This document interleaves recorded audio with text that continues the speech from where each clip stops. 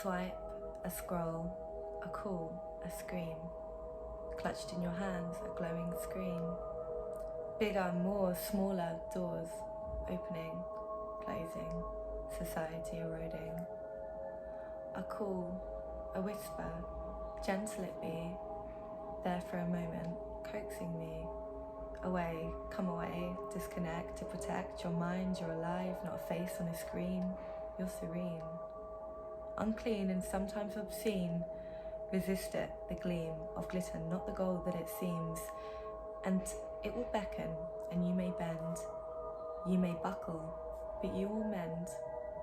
And over time you will learn to hear the calling inside that yearns for more substance, less surface, more living, more purpose, more creation, less hiding, more appreciation and less sizing up against one another, and rather embracing our humanness, our messiness, our flaws.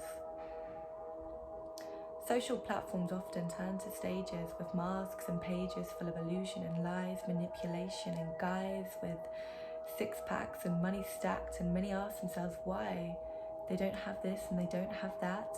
They had a green tea and you had 2 Kit Kats, and their CEOs, they'll show you how. There's tutorials and gurus abound, and you say,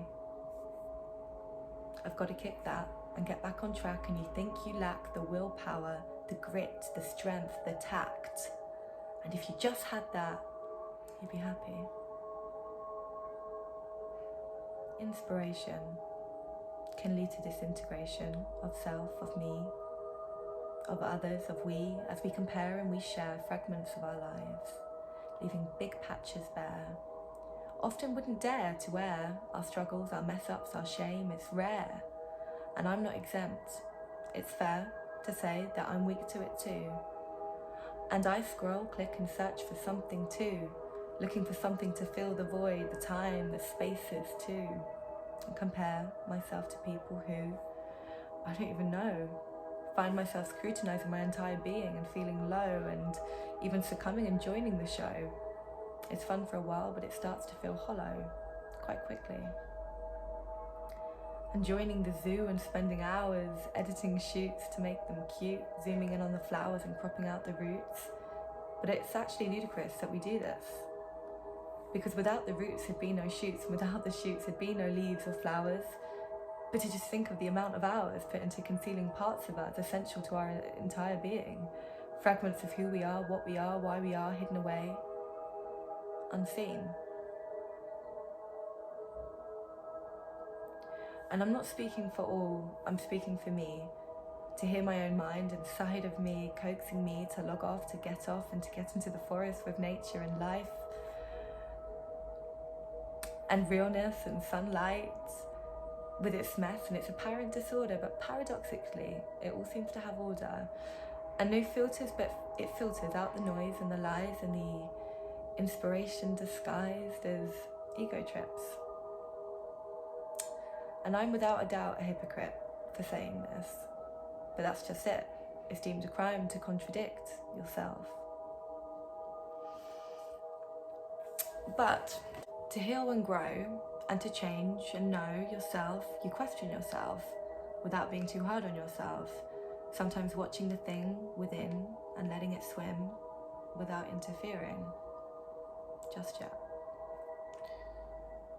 And when the time is right, like a flower, we drop our dead leaves. Each flower and each human having their own time, their own rhythm, their own set of conditions to bargain with. Completely unique.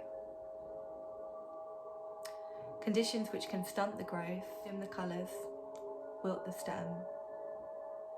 But imagine another flower basked in the sun, looking on and telling the plant to just stand up strong, to just get on with it. Imagine a plant with fertile soil and water galore, telling the wilting plant to just try a little more, work more, push more, do more. And this is just a metaphor, but humans and nature are actually more alike than it often seems.